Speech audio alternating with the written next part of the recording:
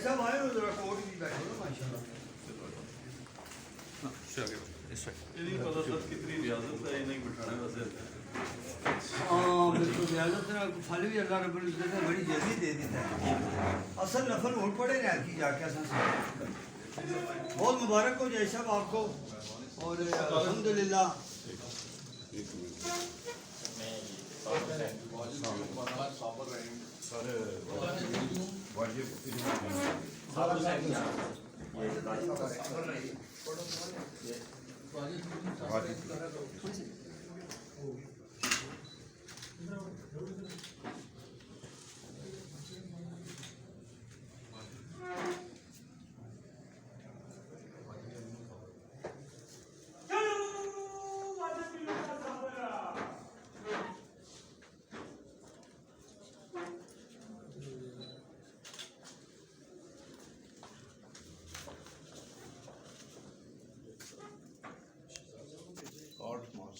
ठीक है sir, thank you sir, बहुत शुक्रिया सर।